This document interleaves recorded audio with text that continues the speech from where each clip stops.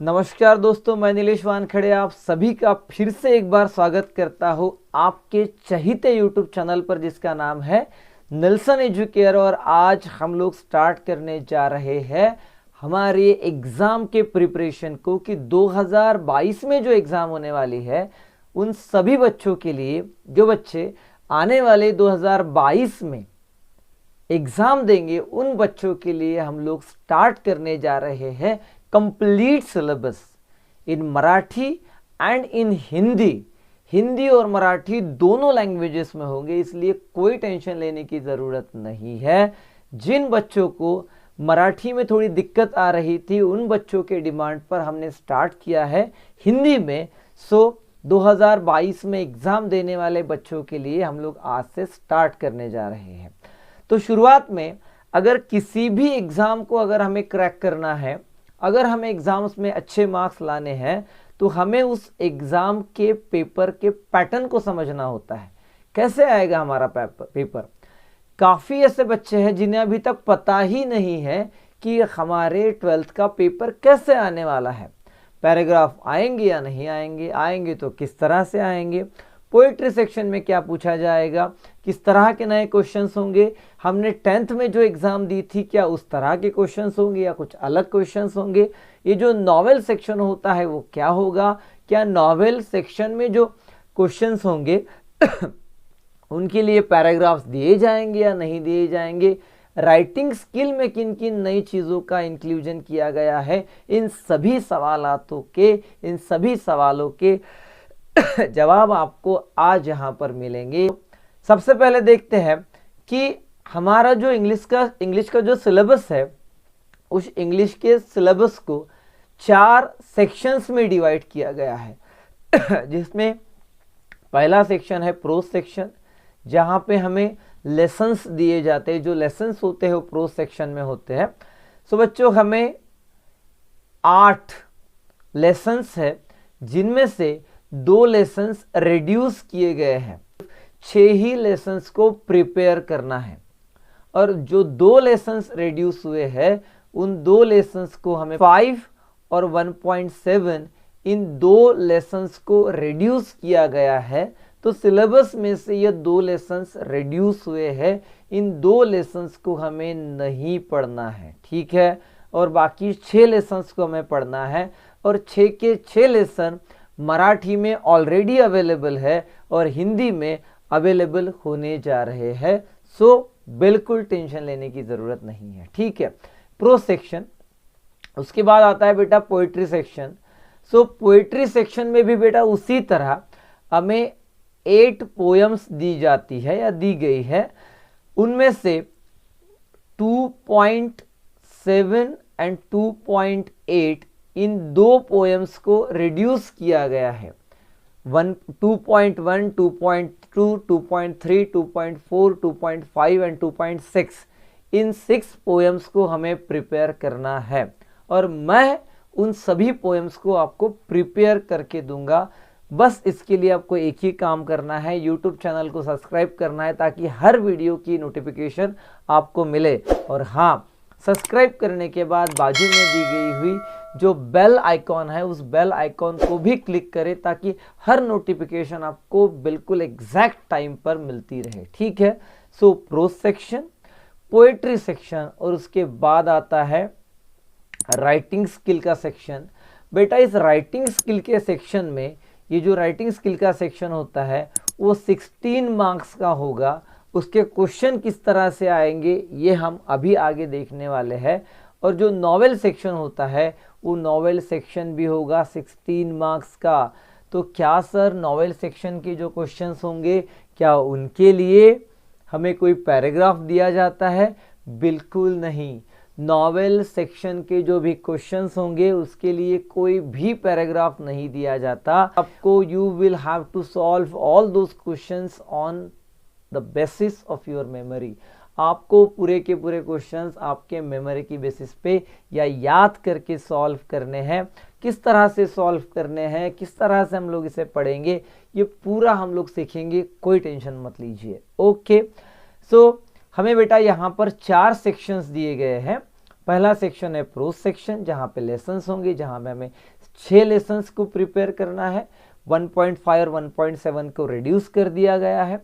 Poetry section में 2.1 से 2.6 तक हमें पढ़ना है, 2.7 और 2.8 को रिड्यूस कर दिया गया है। राइटिंग स्किल में हमें पूरे 12 कंटेंट पढ़ने हैं, 12 कंटेंट, जिनमें से हमें 4 कंटेंट को या 4 टॉपिक्स पर लिखना है और हर टॉपिक होने वाला है 4-4 मार्क्स के लिए, मीन्स पूरे हो जाएंगे टोटल 16 मार्क्स। और ये जो नॉवेल सेक्शन होगा, यहाँ पर भी हमें नॉवेल सेक्शन में 4 पार्ट है या 4 क्वेश्चंस आएंगे, 4-4 मार्क्स के लिए, 4 मार्क्स के लिए 4 क्वेश्चंस, वो हो जाएंगे 16 मार्क्स। इस तरह से हमारा मार्क्स का डिस्ट्रीब्यूशन होगा। अब देखते हैं डिटेल में हर पॉइंट को कि पैराग्राफ किस तरह से आएगा, पोइट्री पे किस तरह से क्वेश्चंस पूछे जाएंगे, हर चीज को डिटेल में देखेंगे। सो चलिए, किस चीज का इंतजार है, स्टार्ट करते हैं, आगे बढ़ते हैं। चलिए, सो इस तरह से होगी हमारी एक्टिविटी शीट, एग्जैक्ट ऐसे ही हमारी एक्टिविटी शीट होगी। Our paper will be of 80 marks, 80 marks का पेपर होगा बेटा। 80 मार्क्स के पेपर में हमें पूछे जाएंगे, सबसे पहला हमारा जो प्रोज सेक्शन होगा, वहां पर हमें एक पैराग्राफ दिया जाएगा। पैराग्राफ कहाँ से आएगा? सो पैराग्राफ दिया जाएगा हमें हमारे 6 लेसन में से एक पैराग्राफ दिया जाएगा, किसी भी एक लेसन पे हमें एक पैराग्राफ दिया जाएगा और उस पैराग्राफ को हमें सॉल्व करना है। तो याद रखिए, जो भी आपको पैराग्राफ दिया जाता है वो पैराग्राफ सीन होता है, आपको पता होता है, मीन्स आपको पढ़ा हुआ पैराग्राफ होता है। इसलिए हमें इस पैराग्राफ को सॉल्व करते वक्त जितना ज़्यादा टाइम बचाया जा सकता है उतना टाइम ज़्यादा हमें बचाना है। जो ये टाइम होता है वो हमें अनसीन पैराग्राफ में यूज़ करना होता है। इसलिए याद रखिए, सीन पैराग्राफ की पढ़ाई आपको बहुत अच्छी तरीके से करनी है, तो आपको जितना टाइम सेव हो सके उतना ज़्यादा टाइम हमें सेव करना है। तो यहाँ पे किस तरह से क्वेश्चन पूछे जाएंगे? सो बेटा, the paragraph will be for 12 marks, 12 mark के लिए पैराग्राफ होगा, मीन्स 6 क्वेश्चंस होंगे, 2-2 मार्क्स के लिए, पूरे मिलके हो जाएंगे टोटल 12 मार्क्स। ठीक है, और क्वेश्चन बिल्कुल सेट होता है, क्वेश्चन बिल्कुल कंफर्म होता है। एक तरह के क्वेश्चंस होते हैं, जैसे एक क्वेश्चन होगा, सबसे पहला क्वेश्चन ग्लोबल अंडरस्टैंडिंग का। यहाँ पे बेटा आपको क्वेश्चंस पूछे जाते हैं, जैसे फॉर एग्जांपल हम लोग कहेंगे कि ट्रू और false, filling the blanks, match the pairs, या आपको ग्लोबल अंडरस्टैंडिंग के क्वेश्चंस पूछे जाते हैं। और उसके बाद आता है बेटा कॉम्प्लेक्स फैक्चुअल क्वेश्चन। अब एक कॉम्प्लेक्स फैक्चुअल क्वेश्चन क्या होता है? आपको यहाँ पर ट्री डायग्राम, या हो सकता है आपको यहाँ पर कोई चार्ट कंप्लीट करने को दिया जाए, हो सकता है आपको यहाँ पर मैच द पेयर्स को मैच करने के लिए दिया जाए। तो इस तरह से ये कॉम्प्लेक्स फैक्चुअल क्वेश्चन होता है। और हाँ, इतना ही नहीं, हम आपको किस तरह के क्वेश्चंस आते हैं ये दिखाने के लिए हम आपको एक एक्टिविटी शीट या हम आपको एक उस तरह का मॉडल पेपर भी दिखाएंगे कि भाई एक्चुअल में एक कॉम्प्लेक्स फैक्चुअल क्वेश्चन होता क्या है, किस तरह के क्वेश्चंस दिए जाते हैं। तो अगले वीडियो में मैं आपको डिटेल में एक एक क्वेश्चन समझा के देने वाला हूँ, सो टेंशन लेने का नहीं। चलो आगे बढ़ेंगे। सो बेटा देखिए, 2 क्वेश्चंस, पहला क्वेश्चन होता है ग्लोबल अंडरस्टैंडिंग का, ट्रू या फॉल्स, या करेक्ट द स्टेटमेंट, या फिलिंग द ब्लैंक्स, इस तरह के क्वेश्चंस होते हैं। कॉम्प्लेक्स फैक्चुअल में आपको कंप्लीट करना होता है, एक तो आपको कोई पेयर को मैच करना होता है, या तो आपको कोई ट्री डायग्राम दी जाती है, या तो आपको वेब डायग्राम दी जाती है। उसके बाद आएगा इंटरप्रिटेशन का क्वेश्चन। यहाँ पे आपको कोई सेंटेंस दिया जाता है या आपको यहाँ पे कोई स्टेटमेंट दिया जाता है और वो स्टेटमेंट उसी लेसन में से आएगा, कहीं भी बाहर जाने की ज़रूरत नहीं है, आपको उसी लेसन में से आएगा। आपको उसे इंटरप्रेट करना है, आपको उसे एक्सप्लेन करना है, आपको उसे एनालाइज करना है। सो यहाँ पे ये जो क्वेश्चन है ये आपको 10 तक नहीं था, एक नया क्वेश्चन ऐड हुआ है। इस तरह के क्वेश्चंस आपको 10 तक नहीं आया करते थे। सो एक एनालिसिस का क्वेश्चन है, या हम लोग इसे कहेंगे इंटरप्रिटेशन का क्वेश्चन है। क्वेश्चन का सीधा मतलब इतना ही है बेटा कि ये जो जो आपको लाइन दी जाती है, जो भी आपको स्टेटमेंट दिया जाता है, वो स्टेटमेंट आपको या वो पैराग्राफ या वो लेसन आपको जो समझा है, उस लेसन में से जो लाइन है उस लाइन को आपको एक्सप्लेन करना होता है, ठीक है। उसके बाद personal response, you are very much use to of this type of question. Personal response आपको पता है, पर्सनल रिस्पॉन्स कैसे लिखना है।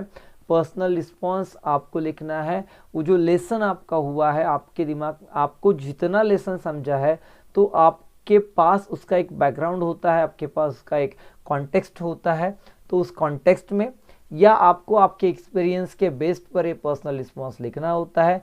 लिखते वक्त ध्यान रखिए, it's a part of writing skill, means आपकी लिखने की स्किल पर ये डिपेंड करता है आप इसे कितने अच्छे तरीके से लिखते हैं, ठीक है।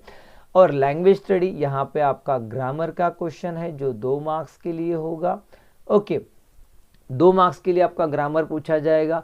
अब इस ग्रामर में क्या क्या कंटेंट हो गए ये मैं आपको अगले वीडियो में बताने वाला हूँ, टेंशन लेने का नहीं। सो लैंग्वेज स्टडी के और ग्रामर के पूरे टॉपिक्स कंप्लीट किए जाएंगे। उसके बाद आएगा बेटा ओकैब्स का क्वेश्चन, ओकैबुलरी का। यहाँ पे आपको synonym, antonym, homograph, homophones, adjectives, noun form, adverbs या किसी भी एक वर्ड का नाउन का एडजेक्टिव, एडवर्ब, ये करने के लिए पूछा जाता है। इस तरह के क्वेश्चंस पूछे जाते हैं। तो इसकी प्रिपरेशन कैसे की जाए, इसके लिए बहुत सिंपल सी ट्रिक होती है या बहुत सिंपल सा एक उपाय होता है, वैसा कि जब भी आप किसी लेसन को प्रिपेयर करें, आप प्रिपेयर खुद करेंगे या फिर मेरी हेल्प के साथ करेंगे, मैं आपको हेल्प करूंगा। तो जब भी आप किसी लेसन को प्रिपेयर करें तो आप अपनी टेक्स्ट बुक पर या किसी डिफरेंट रजिस्टर में, किसी अलग रजिस्टर में आप हर डिफिकल्ट या हार्ड वर्ड का इंग्लिश में मीनिंग आप लिख कर रखेंगे, ध्यान से लिखेंगे, उसे आप बार बार यूज करेंगे तो आपकी इंग्लिश भी इंप्रूव होगी और आपका जो ये वोकैबुलरी का जो वोकैब्स वाला क्वेश्चन है ये भी क्लियर होगा।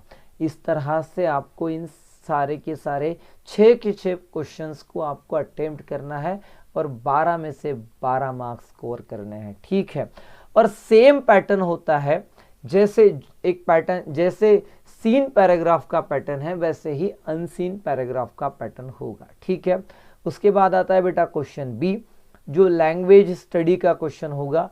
और ये जो लैंग्वेज स्टडी है, मीन्स ये जो ग्रामर का क्वेश्चन है ये नॉन टेक्सचुअल ग्रामर है, मीन्स ये out of the text, out of the syllabus का आने वाला, out of the syllabus means out of the text book आने वाला ग्रामर है। इस ग्रामर की प्रिपरेशन के लिए आपको टेंशन लेना नहीं है, मैं आपको इसे क्लियर करके दूंगा, पूरे के पूरे टॉपिक्स मैं आपको पूरे कंप्लीट करके दूंगा। यहाँ पे आपको डू एज डायरेक्टेड या ट्रांसफॉर्मेशन ऑफ सेंटेंसेस, इस तरह के क्वेश्चंस आते हैं। तो डू एज डायरेक्टेड या ट्रांसफॉर्मेशन ऑफ सेंटेंसेस में आपको अगर कोई सेंटेंस दिया जाता है तो आपको सेंटेंस में जो इंस्ट्रक्शन आपको दी जाएगी उस हिसाब से, according to that instruction you will have to change और you will have to transform that sentence from one form to another. तो आपको एक्टिव से पैसिव किया जाएगा, आपको बताया जाएगा कि भाई एक्टिव से पैसिव करे, बिल्कुल, डायरेक्ट का इनडायरेक्ट करे, सिंपल का कंपाउंड या कंपाउंड का कॉम्प्लेक्स करे, या अफर्मेटिव का नेगेटिव या नेगेटिव का अफर्मेटिव करे, असर्टिव का इंटरोगेटिव या असर्टिव का एक्सक्लेमेटरी करे। इस तरह के ट्रांसफॉर्मेशन आपको पूछे जाते हैं। इसके बाद आता है बेटा स्पॉट द एरर। इसके लिए हमने ऑलरेडी स्पॉट द एरर के क्वेश्चन के लिए हमने ऑलरेडी मराठी में एक वीडियो डाला हुआ है जिसका नाम है subject verb agreement. Subject verb agreement करके एक वीडियो ऑलरेडी अपलोडेड है, आप वो वीडियो देख सकते हैं। वहाँ पर मराठी में वीडियो है, हिंदी में भी जल्दी ही आएगा। उस वीडियो के माध्यम से आप समझ सकते हैं स्पॉट द एरर के क्वेश्चन को, बहुत इजीली आप वहाँ पर सॉल्व कर सकते हैं। ओके, सो आगे बढ़ते हैं। इसके बाद आता है बेटा हमारा अनसीन पैराग्राफ। अनसीन पैराग्राफ का भी बिल्कुल सेम फॉर्मेट है। इसके बाद आता है हमारा राइटिंग स्किल के पार्ट में एक नया पार्ट आएगा जो समरी राइटिंग। आपको क्या करना होगा, आपको अनसीन पैराग्राफ को एक समरी में लिखना है, अनसीन पैराग्राफ की समरी लिखनी है। तो जब भी आप समरी लिखेंगे तो टाइटल को भूलना नहीं है। ओके, सो समरी लिखने के लिए आपको समरी की जो प्रैक्टिस करनी है वो प्रैक्टिस, किस तरह से सेंटेंसेस को छोटा किया जाता है, किस तरह से सेंटेंसेस या पूरे थीम को, आइडिया को पकड़ के छोटा करके लिखा जाता है, ये पूरा आपको सिखाया जाएगा। उसके बाद आएगा माइंड मैप। माइंड मैप एक नया कॉन्सेप्ट है वो जो बिल्कुल आपके लिए नया है। 10th में या 11th में आपको ये नहीं हुआ है, बिल्कुल नया है। सो माइंड मैप ये भी आपको डिटेल में पढ़ाया जाएगा। माइंड मैप में आपको कोई कॉन्सेप्ट दिया जाता है, एक सिचुएशन दी जाती है या टॉपिक दिया जाता है, और आपको किसी आइडिया, किसी थॉट या किसी कॉन्सेप्ट को आपको माइंड मैप में, एक मैप में कन्वर्ट करना होता है, एक माइंड मैप में कन्वर्ट करना होता है। किस तरह से करना है वो बहुत इजीली मैं आपको सिखाऊंगा इसके बाद। ठीक है, हम लोग अभी सीख रहे हैं या समझ रहे हैं कि पेपर कैसे आने वाला है, पेपर में किन किन कंटेंट्स को हम लेने वाले हैं। मुझे पता है मैं आपका टाइम बचाने के लिए थोड़ा स्पीड से बोल रहा हूँ ताकि आपका टाइम बचे और वीडियो जितना छोटा किया जा सके छोटा हो सके। चलिए आगे बढ़ते हैं। तो इसके बाद आएगा बेटा पोइट्री सेक्शन। पोइट्री सेक्शन में हमें, पोइट्री सेक्शन जो आता है वो 14 मार्क्स के लिए आता है। ठीक है, 10 मार्क्स एंड 4 मार्क्स। 10 मार्क्स के लिए, 10 मार्क्स के लिए आपको 5 क्वेश्चंस पूछे जाते हैं। मीन्स 5 क्वेश्चंस, 2 मार्क्स के लिए, 2 मार्क्स के लिए 5 क्वेश्चंस, मीन्स 10 मार्क्स का आएगा बेटा आपका पोइट्री सेक्शन। आपको 2 पोइट्रीज दी जाएगी, एक पोइट्री या एक पोएम आपको दी जाती है क्वेश्चन आंसर्स के लिए, और एक पोएम आपको दी जाती है अप्रिसिएशन के लिए। पोएम आपको दी जाएगी, लेट मी क्लियर, मेरे हर सेंटेंस को गौर से सुनिएगा। किसी भी पॉइंट पर आपने वीडियो को स्किप नहीं करना है या वीडियो को आपने आगे नहीं ले जाना है, हर मुद्दे को समझिए। तो बेटा पोइट्री सेक्शन में आपको दोनों की दोनों जगह पर टेक्सचुअल या आपको पोयम दी जाती है।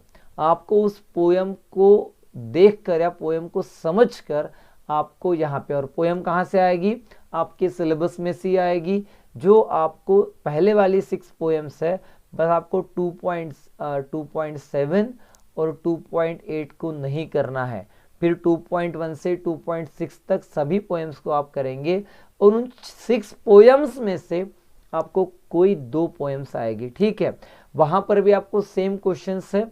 एक क्वेश्चन पहला ग्लोबल अंडरस्टैंडिंग का, उसके बाद इंटरप्रिटेशन का, उसके बाद पर्सनल रिस्पॉन्स का, ये 3 क्वेश्चन बिल्कुल सेम है। और जो चौथा क्वेश्चन आने वाला है पोएटिक डिवाइसेस का, यहाँ पर आपको figure of speech, rhyming scheme, special feature, इस तरह की बातें पूछी जाएगी बिल्कुल। इसके बाद आएगा क्रिएटिविटी का क्वेश्चन, ये कंफर्म क्वेश्चन है, और इस क्वेश्चन को लिखने के लिए बस थोड़ी टेक्निक का यूज़ करना ज़रूरी होता है। If you have a technique then you can solve this question very easily। यहाँ पे आपको एक ही काम करना होता है, हर पोयम की, जो हमारी 6 पोएम्स हैं उन सभी के सभी 6 पोएम के लिए हमें 2 या 4 लाइंस की छोटी छोटा एक स्टांजा ऑलरेडी प्रिपेयर करके रखना है, ताकि हमें कोई भी पोएम है हम लोग इजीली लिख पाएंगे। ठीक है, क्रिएटिविटी यहाँ पे करना क्या होता है बेटा, आपको अपनी खुद की पोयम बनानी होती है। You will have to compose your own poem, आपको खुद की पोयम बनानी होगी। यस, आपको 2 या 4 लाइंस की खुद की पोयम बनानी होगी। बिल्कुल नया कॉन्सेप्ट है, क्रिएटिविटी पे बेस्ड है। तो मैं यहाँ पे आपको एक ही बात बताऊंगा कि आपने एक बात ध्यान में रखनी है कि जो आपको यहाँ पे दिखाई दिया जाता है कि पूरा का पूरा जो आपका सिलेबस है उसमें से जो मोस्ट ऑफ द पार्ट है वो आपके राइटिंग के स्किल पर ही बेस्ड है। मीन्स देखिए, आपका जो पर्सनल रिस्पॉन्स का क्वेश्चन है वो आपके राइटिंग के स्किल पर बेस्ड है। आपका समरी राइटिंग का जो क्वेश्चन है वो आपके राइटिंग के स्किल पर बेस्ड है। उसके बाद माइंड मैप पे भी आप किस तरह से एनालिसिस करते हैं और किस तरह से उस कॉन्सेप्ट को प्रेजेंट करते हैं वहाँ पे उस पर बेस्ड है। उसके बाद जो अप्रिसिएशन का क्वेश्चन है वो भी उस पर ही बेस्ड है कि आप किस तरह से उस पोएम को अप्रिशिएट करते हैं, एनालिसिस करते हैं, क्रिटिकली एनालिसिस करते हैं। मीन्स पूरा जो सिलेबस है या पूरा जो पैटर्न है वो आपके स्किल पर डिपेंड करता है। रट्टा मार के आप इस साल इंग्लिश का पेपर नहीं सॉल्व कर पाएंगे। एक्चुअल में एक्टिविटी शीट है और पूरा का पूरा एक्टिविटी बेस्ड है। ठीक है, चलिए आगे जाते और समझते हैं कि इसके बाद का जो क्वेश्चन है वो होने वाला है बेटा अप्रिसिएशन का। अप्रिसिएशन का तो question will be asked for 4 marks. Question आएगा भाई 4 मार्क्स के लिए, और इस 4 मार्क्स के लिए आपको ये पूरा रेडीमेड मिलने वाला है। बिल्कुल ऑलरेडी मैंने इसे आपको प्रोवाइड कर दिया है। अगर आपको इन सभी चीज़ों की नोट्स चाहिए तो आपको कुछ भी नहीं करना है। नीचे जो डिस्क्रिप्शन में मैंने लिंक दी है उस लिंक पर से आपने मेरे ऐप पर जाना है, मेरे ऐप को वहाँ से डाउनलोड कर लेना है और वहाँ पर आपको बिल्कुल ये पूरा मटेरियल अवेलेबल है। Appreciation has already been uploaded on my app, so you can go and watch. Okay, then so section 3 जो तीसरा सेक्शन है वो राइटिंग स्किल का सेक्शन है। बिल्कुल राइटिंग स्किल में भी आप देखेंगे बेटा यहाँ पर भी बहुत सी चीज़ें नहीं है। ठीक है, तो राइटिंग स्किल में यहाँ पर भी किन चीज़ों को पहले समझना है, किन चीज़ों को प्रेफरेंस देना है, ये भी 1 बाय 1 आने वाले वीडियोस में आपको बताऊंगा। यहाँ पे आपको drafting virtual message and statement of purpose, ये 2 चीज़ें आपके लिए बिल्कुल नहीं है। ठीक है, ग्रुप डिस्कशन तो आपको पता है, डायलॉग राइटिंग का जो पार्ट था उसको ही थोड़ा सा चेंज करके आप ग्रुप डिस्कशन को लिख सकते हैं, लेकिन drafting virtual messages and statement of purpose, these 2 topics are completely new for you. Okay, so इन दोनों में से या इन तीनों में से आपको ड्राफ्टिंग वर्चुअल मैसेज को प्रेफरेंस देना है। ठीक है, किस तरह से देना है, क्यों देना है, ये आने वाले वीडियोस में देखेंगे। सो आपको क्या होता है कि आपको राइटिंग स्किल में 4 क्वेश्चंस आते हैं, ABCD। आपको 4 क्वेश्चंस दिए जाएंगे और इन चारों क्वेश्चंस में से आपको चारों क्वेश्चंस को सॉल्व करना है। और यहाँ पे हर क्वेश्चन के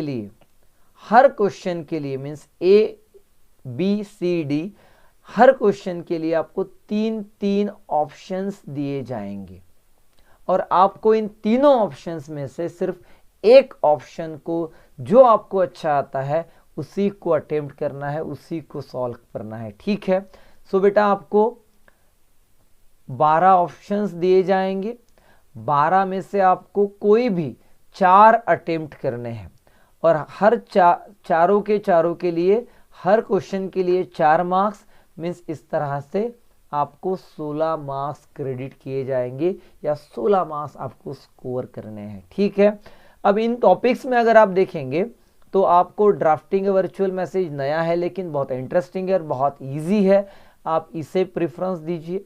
इसके बाद email writing, report writing, interview.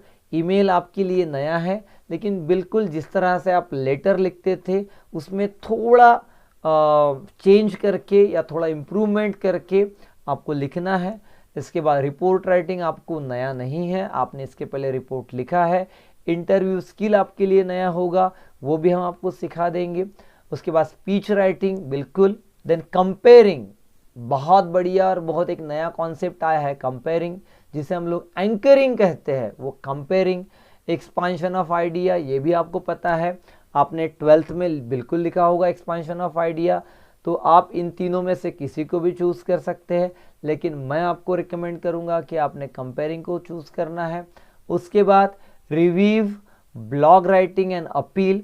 सो आपको यहाँ पर ये तीनों की तीनों चीज़ें नहीं हैं। यहाँ पर रिव्यू, किसी बुक का रिव्यू देना होता है या किसी मूवी का, किसी सीरियल का, किसी मैगजीन का आपको रिव्यू देना होता है, लेकिन बिल्कुल काळजी करायची नाही। कारण की बेटा लक्षात घ्या, तुम्हाला कुठल्याही याचा जो रिव्ह्यू येणार आहे तिथं तुम्हाला कुठल्याही प्रकारचं बंधन नसेल। क्वेश्चन अशा प्रकारे येईल की तुम्ही जे काही पुस्तक वाचलंय, आपने जो भी किताब पढ़ी होगी उस किताब का रिव्यू दीजिए।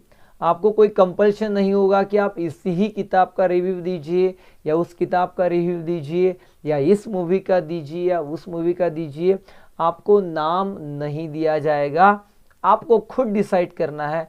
बस आपको बताया जाएगा कि भाई आप किसी मूवी का रिव्यू लिखिए, जो भी आपने देखी होगी, तो आपने किसी भी मूवी का रिव्यू देना है, ठीक है। उस तरह से होते हैं बेटा ब्लॉग्स एंड अपील्स। क्या होता है जब हम लोग राइटिंग स्किल लेंगे तो उस वक्त हम आपको बताएंगे कि क्या होता है, लेकिन आपको बस अभी एक ही बात समझनी है।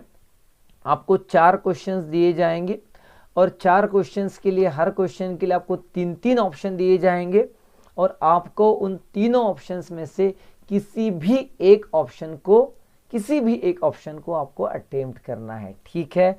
इसके बाद आता है बहुत इंपॉर्टेंट, बहुत ज़्यादा इंपॉर्टेंट, और आप इसे बहुत ज़्यादा इंपॉर्टेंस देंगे। वो इसलिए इंपॉर्टेंस देंगे क्योंकि कंप्लीटली न्यू है, आपने कभी भी इस तरह के क्वेश्चंस को अटेम्प्ट नहीं किया है। सबसे पहले बता दूं कि आप जब लिटरेरी जॉनरा नॉवेल जब आप लिटरेरी सेक्शन को, नॉवेल को लिखेंगे, तो सबसे पहली बात याद रखिए कि आपको किसी भी तरह का कोई भी पैराग्राफ नहीं दिया जाएगा। आपको ये क्वेश्चंस टोटली कंप्लीटली आपके मेमोरी पे बेस्ड होने वाले हैं, याद करके लिखने हैं, समझ के लिखने हैं, ठीक है।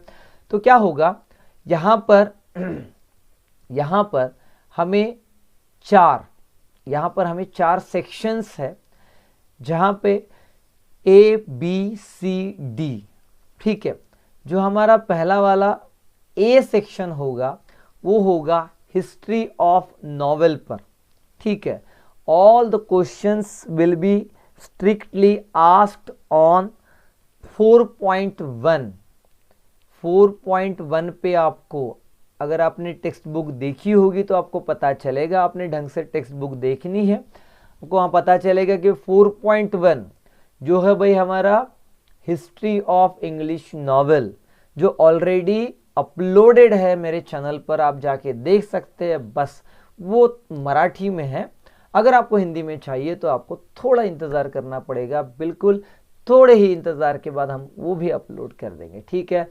सो 4.1 हिस्ट्री ऑफ इंग्लिश नॉवेल, ठीक है। उस हिस्ट्री ऑफ इंग्लिश नॉवेल पर या 4.1 पर आपको 4 मार्क्स के क्वेश्चन पूछे जाएंगे, और वो जो क्वेश्चंस होंगे उन क्वेश्चंस में किस तरह के क्वेश्चंस पूछे जाएंगे, तो वो क्वेश्चंस होंगे बेटा कंप्लीटली MCQ बेस्ड। वो जो क्वेश्चंस होंगे वो MCQ बेस्ड होंगे, जहाँ पे आपको मैच द कॉलम्स या क्रोनोलॉजिकल ऑर्डर लगानी है कि भाई हिस्ट्री ऑफ इंग्लिश नॉवेल में पहले क्या हुआ, उसके बाद क्या हुआ, उसके बाद क्या हुआ, पहले कौन सा नॉवेल आया, उसके बाद कौन सा नॉवेल आया, उसके बाद कौन सा नॉवेल आया, सबसे पहले किस तरह से इंडस्ट्रियलाइजेशन हुआ, उसके बाद क्या हुआ, उसके बाद क्या हुआ। इस तरह का क्रोनोलॉजिकल ऑर्डर आपको पूछी जा सकती है, वो आपको लिखना है। इसके बाद आपको फिलिंग द ब्लैंक्स पूछी जा सकती है, या ट्रू और फॉल्स पूछा जा सकता है, एलिमेंट्स ऑफ नॉवेल पूछे जा सकते हैं। इस तरह की एक्टिविटीज़ आपको पूछी जाएगी, और हाँ, इस तरह की एक्टिविटीज़ को हमने ऑलरेडी अपनी ऐप पर अपलोड कर दिया है। आपको 4.1 का कोई टेंशन नहीं लेना है, 4 will be my responsibility. Tension मत लीजिए, मैं इसकी गारंटी लेता हूँ कि आपका 4.1 कंप्लीट करवाना, उससे अच्छे तरीके से आपको याद करवाना, ये मेरी जिम्मेदारी होगी। 4.1 will be my responsibility, tension लेने का नहीं। ओके, अब आते हैं बेटा हमारे 4.2 पर। 4.2 पर आते हैं। 4.2 है to serve with love in novel है, हमें टू सर्व विथ लव। इस नॉवेल को हमें ढंग से समझना है, पूरा पढ़ना है। मैं उसे पढ़ाऊंगा, लाइन टू लाइन पढ़ाऊंगा, वर्ड टू वर्ड पढ़ाऊंगा, बिल्कुल शॉर्टकट नहीं, लाइन टू लाइन पढ़ाऊंगा, वर्ड टू वर्ड पढ़ाऊंगा। बस आपको चैनल को सब्सक्राइब करके रखना है, ओके। और हाँ, वीडियो को लाइक नहीं करेंगे, बिल्कुल लाइक करना है, क्योंकि आपके लिए मेहनत चालू है और completely free, without a single rupee.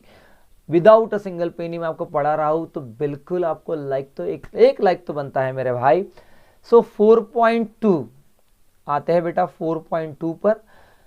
4.2 पर आपको क्वेश्चंस पूछे जाएंगे। ये जो क्वेश्चंस होंगे ये थोड़े डिस्क्रिप्टिव टाइप क्वेश्चंस होंगे। यहाँ पे आपको प्लॉट, स्ट्रक्चर, थीम या सेटिंग, लैंग्वेज, कैरेक्टर्स, इन पर बेस्ड कोई क्वेश्चंस होंगे, जहां पर आपको किसी कैरेक्टर को डिस्क्राइब करने या एक्सप्लेन करने के लिए बताया जाएगा, या दो डिफरेंट कैरेक्टर्स को आपको एक दूसरे से कंपेयर करने के लिए बताया जाएगा, या कोई दो सिचुएशंस या दो कैरेक्टर्स एक दूसरे से किस तरह से कॉन्ट्रास्ट है वो आपको बताया जाएगा, या आपको किसी स्टेटमेंट को, किसी सिचुएशन को, या किसी प्रोवर्ब को, या किसी भी स्टेटमेंट को आपको इंटरप्रेट करने के लिए बताया जाएगा, या आपको नरेट करने के लिए बताया जाएगा कि किसी इंसिडेंट को या किसी सिचुएशन को आपके हिसाब से, अकॉर्डिंग टू यू, आप इसे क्या करना है, नरेट करना है, इंटरप्रेट करना है, जस्टिफाई करना है। इस तरह के क्वेश्चंस आपको पूछे जाएंगे। क्वेश्चन है ये पूछा जाएगा 4.3 around the world in 80 days. बहुत इंटरेस्टिंग नॉवेल है, उसकी मूवी भी यूट्यूब पर अवेलेबल है, आप वहां से भी देख सकते हैं, या मैंने मेरे ऐप पर अवेलेबल कर दी है, आप मेरे ऐप पर जाकर भी वहां पर देख सकते हैं। नीचे लिंक मैंने डिस्क्रिप्शन में दे के रखा हुआ है। 4.3 बेटा, yes, around the world in 80 days, ये जो सी वाला सेक्शन है इसमें इस पर पूछा जाएगा क्वेश्चन। फिर से उसी तरह के क्वेश्चंस आएंगे। और जो लास्ट वाला है 4.4 ये भी बहुत बढ़िया क्राइम फिक्शन।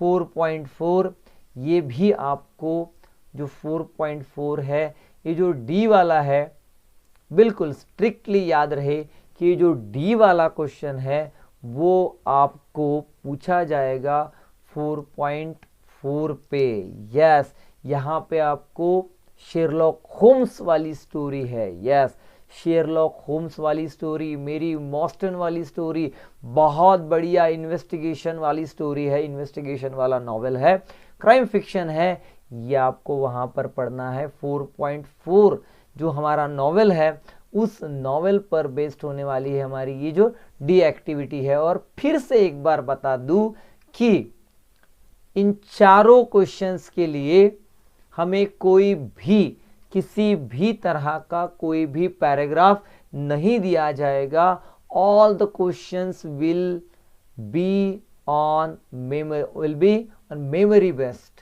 पूरे के पूरे क्वेश्चन मेमोरी पर बेस होने वाले हैं। सो आपको इन सभी क्वेश्चंस को समझना है, सभी नॉवेल्स को समझना है, उसे ढंग से समझ के उसकी प्रैक्टिस करनी है, और उसके बाद प्रैक्टिस करने के बाद आपको उसे पेपर में लिखना है, और फिर देखिए आपको कितने अच्छे मार्क्स मिलते हैं। सो बेटा ये हुआ हमारा पेपर का पैटर्न, या ये हुआ हमारा किस तरह से हमारा पेपर हमें पूछा जाएगा। और अगले वीडियो में आपको बताया जाएगा पेपर का एक पैटर्न कि इस तरह से पेपर होता है, और उसके अगले वीडियो में हम लोग सिलेबस को स्टार्ट करेंगे। सो स्टे ट्यून्ड कि बिल्कुल भी साथ में रहिए, वीडियोस को लाइक करते रहिए, हिम्मत बढ़ती है बेटा, आपके वजह से ही मैं इनकरेज होता हूँ। तो वीडियो को लाइक कीजिए, अपने दोस्तों को शेयर कीजिए, मेरे ऐप को डाउनलोड कीजिए, आप मेरी वेबसाइट को भी विजिट कर सकते हैं, ऐप पर जा सकते हैं, जहाँ पर आपको अच्छा लगे वहाँ से जाके आप नोट्स देख सकते हैं, और यूट्यूब चैनल को आप सब्सक्राइब करके रख सकते हैं ताकि आपको हर वीडियो की नोटिफिकेशन मिलती रहे। So thank you so much.